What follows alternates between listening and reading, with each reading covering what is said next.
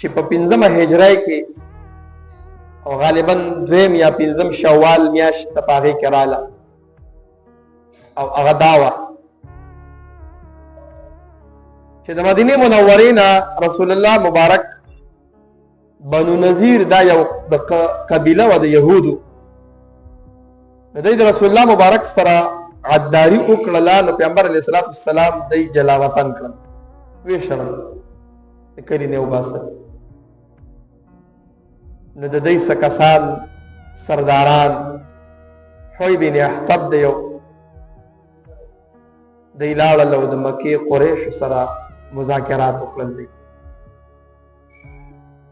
د مکه قریش ته وای چې رسول الله مبارک ستاسو دشمن دی او زمونږ دشمن دی ځکه د يهودو خو پلانینګ او میشن دا دی چې د اسلام خلاف کې الله پیغمبر ته ویلي دي د ستا دوستان نشي کېږي نو دا يهودو ته وای چې ستاسو دشمن دی او زمونږ دشمن دی نو ټول په شریک راجم شو ټول قبيله د سر راجم کومه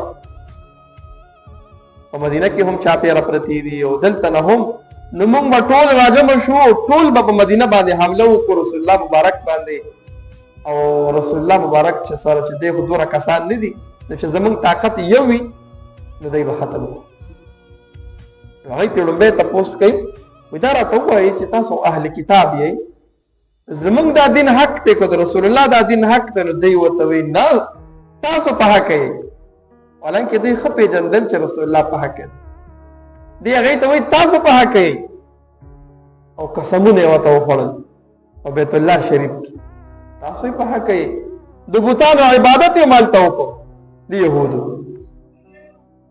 چې دوی اوس مطمئن شي او موږ سر راضي شي په دې باندې چې په مدینه باندې لاړ شو نو د مکی مشرکین او قریش د جنگ لپاره تیار کړ او ولګیدل د مدینه او د مکی په منځ کې یو قبیله وا چې هغه ته بنو غطفان وي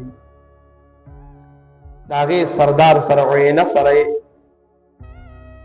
خبر کړل او ورته وی رسول الله مبارک زمونږم دشمن دی د يهودم دشمن دی او تاسو دشمن دی نو تاسو موږ سره یو ځای شي زمونږ د ټولو به یو طاقت یو ځای شي نو ټول به په حمله وکړو په مدینه باندې ختم دی کو او لالچ ورکو لالچ د څه ورکو وي تاسو موږ سره یو ځای شي نو موږ به تاسو له د خیبر کې چې څومره کجوري کېږي نو تاسو له به نیمې کجوري درکو لکه یو کس ته ووایي چې په ثوابای کې په ذله ثوابای کې چې څومره غنم کېږي نو نیم غنم بس تاسو یې خو بس ملګرتیا وکړئ نو نیمې کجورې به خو ټول باغونه نو دی دا لالچ ورکو او دا قبیله بنو غطفان چې وو دا اجرتي قاتلان چې د چا به سړو ته ضرورت و د چا به مثال جنگ ته ضرورت و سمې به پې نه راته نو بس دی به پیسې واغستېدلې او موږ پوه شه کار پوه شه جنگجو کسانو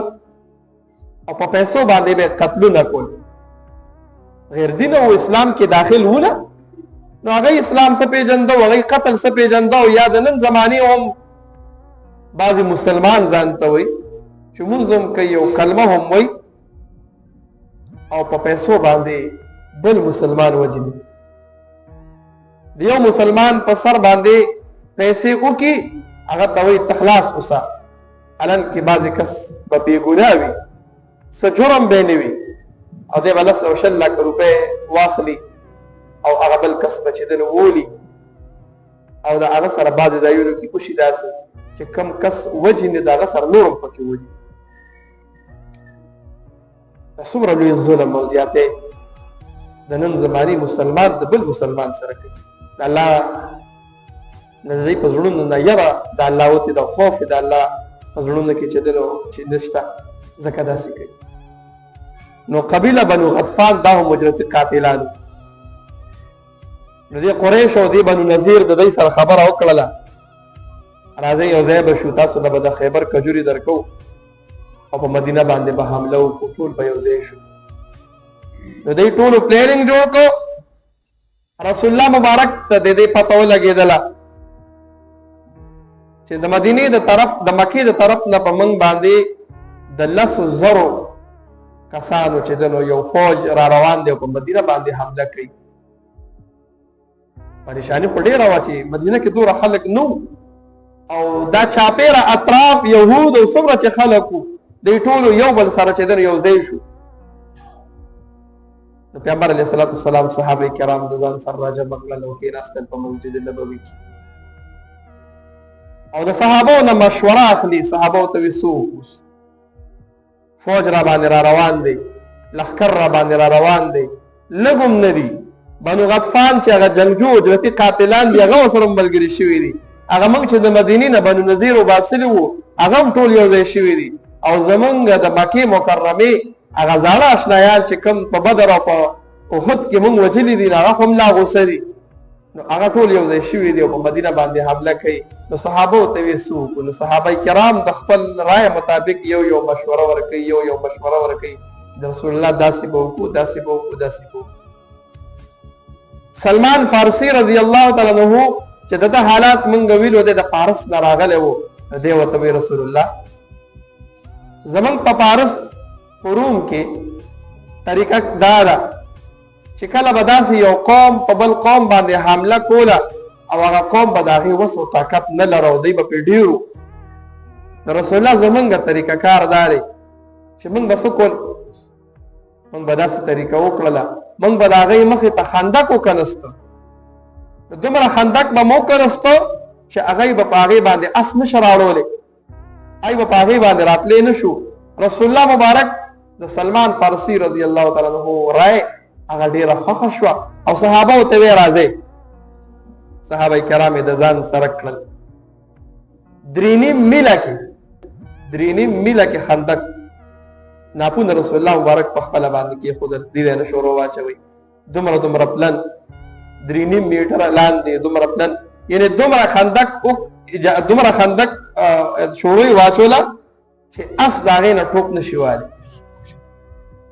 او څومره لسو صحابه کرامو ته 40 ګزه ځای حواله کړو. یعنې موږ به داسې والو چې د دې جومات نه والې د روډه پورې څومره ځای دی دا یې په تقسیم کو. یعنې 10 صحابو ته تاسو د دې ځای نه دې ځای پورې او د دې ځای نه والې د دې ځای نه پورې 10 صحابه کرامو نورو ډیوټي ده. یعنې یو صحابي ته 10 ګزه ځای حواله شو. دا وکړئ. صحابه کرام تعداد په دغه وخت کې 3000 تعداد، د صحابو تعداد 3000 او هغه طرف ته د مکې نه چې کوم لښکر راغلی او په شریکه باندې د هغې تعداد 10,000. صحابه کرامو د خندق کودایي شروع کړل. پیغمبر علیه الصلاة والسلام په خپله ورسره لګیا دی. لیډر او مشر ویلی شي دې ته چې صرف په ګوته کار نه ښیي بلکې په خپله هم جامې څښا کوي، په خپله هم کار کوي. د رسول الله مبارک په خپله باندې کودله راغستې ده او د صحابه کرامو سره کار کوي. د یو جماعت کې رسول الله مبارک په خپله دی، یعنې 9 صحابه کرام دی، یو ورسره رسول الله مبارک دی 10 دي. یو صحابي راغی رسول الله مبارک پسې وی راشه و یو ځای ډېر سخت یو ګټ راوتی دی په یو ځای کې وي هغه نه ماتېږي. پیغمبر علیه السلام یې زه درلم. رسول الله مبارک راغی او ګینتري یې راواغستېدله چې څنګه یو غزار ورکړه د هغې نه رڼا اوچته شوله ګټ لږ وبایده غونته کې 3 غزاره ورکړل او 3 واړه پیرې ته رڼا اوچته شوله او هغه ګټ ایره شو، ختم شو، چوله شو. جبريل او رسول الله مبارک وای ما ته الله په دې کې روم، پارس او یمن وخول. هغه رڼاګانې ما ته الله دې کې وخولې. جبريل علیه السلام راغی ورته وای الله تعالی بس ته خبا کېږه مو ټینشن ماله، ستا ملګري ستا صحابه کرام دی به روم هم فتحه کوي او دی به پارس هم فتحه کوي او دی به شام هم فتحه کوي، دی به یمن هم فتحه کوي، یعنې ختمېږي به نه. رسول الله مبارک سره ډېر صدمه د دې خبرې وه چې صحابه خو لږ دي، دومره دیم نه او دومره لښکر راغلی دی، دې به څه کېږي؟ پیغمبر علیه الصلاة والسلام په خپله لګیا دی. صحابه کرام ولوي رسول الله موږ ډوډۍ نه ده خو اوږې شوي یو. صحابو د خېټې پورې ګټې تړلې وي. 6 ورځې کې دا خندق وکنستلی شو، ډوډۍ کم دی وه دوره. پیغمبر علیه الصلاة والسلام خپله لمون اوچته کړه، وایي زه ستاسو مشر یم، وایي ما 2 تړلي دي خپلې خېټې. جابر رضی الله تعالی عنہ چې دا حالت ولید او رسول الله مبارک ډوډۍ پرتې دي، صحابه ټول وکړي دي. نو رسول الله له کور ته ورشم اجازه ته راکړئ. نو پیغمبر علیه السلام وی زه ورشم. کور ته راغی، بیبي ته وایي د خوراک څه شته؟ زه برداشت د دې خبرې نشم کولی چې رسول الله مبارک وږی شوی دی او صحابه خو ټول وږي دي، خو چې څه زما د وسه کېږي چې په هغې باندې وخورم. نو بیبي ورته وایي چې کور خو څه نشته، خو یو سا اوړه دي، یعنې مطلب نن سبا ته 3.5 کیلو اوړه جوړېږي. 3.5 کیلو اوړه دي، دانې دي، او یو د چیلای دا بچی دی. نو بس دغه دي. نو دی ولګېد ښځې ته وایي زه شاباله میچن کېده، وایي ته دا دانې اوړه که او زه د چیلای دا بچی حلالومه. نو ده چې د چیلای بچی حلال کړو، بیا یې ټک ټوک کړو، په کټوۍ کې باندې کړو او ښځه ولګېدله هغې چې ده نو هغه دانې په میچنه باندې ووالې او د هغې نه اوړه واغږل. ښځې هوښیاره ورته وایي ورشه رسول الله مبارک ته غوږ کې پټ ووایه. څه ورته ووایه؟ هغه ورې سخي دی. اصل چې ته ورته وایې ما ډوډۍ تیاره کړې ده او هغه دا سره ټول خلک راولي، نو دا خو ور 3 کیلو اوړه خو ور د دومره خلکو نه کېږي او د چیلۍ غټه چیلۍ هم نه ده، وړوکی بچی دی. نو رسول الله مبارک مخکې خبر کړه. دی راغی رسول الله مبارک ته په غوږ کې وایي رسول الله مبارک 3 کیلو اوړه دي او د چیلۍ یو وړوکی ورته کې بچی مونږ کرو، زما دغه وسو ما تاسو له روټۍ تیاره کړې ده، نو تاسو راشئ او ځان سره یو 2-3 کسه نور راولئ، نو بس تاسو به وشي نو تاسو جي راشئ. رسول الله مبارک आवाज وکړ خندق والا راځي جابر روټۍ کړې ده. وی راځي جابر روټۍ کړه. جابر رضی الله تعالی عنہ په دې ډېر خپه شو چې دا څه چلو شو. په شرمونه وشرمېدل چې 3 کیلو اوړه به زه چاته رسوم، ما دې من سوره ډوډۍ پخېږي.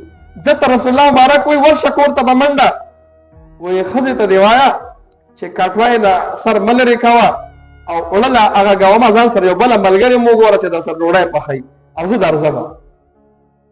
پیغمبر علیه الصلاة والسلام په خپله راغی او د خندق چې څومره خلکو 3000 صحابه کرام دا ټول ورسره رالل. نو دی راغی ښځې ته وایي چې دغه شان چلو شو. ما رسول الله مبارک ته پټ ووی او رسول الله مبارک اعلان وکړو خلکو ته وی راځي جابر رضی الله تعالی عنہ دله روټۍ کړې ده، اوس به څه کېږي؟ نو ښځې ورته وایي دا دې څه چلو کړو؟ نو ورته ښځه هوښیاره وه، وایي تا ورته ویلو؟ وایي ما ورته ویلو چې 3 کیلو اوړه دي. وایي بس پرې بېغمه شه.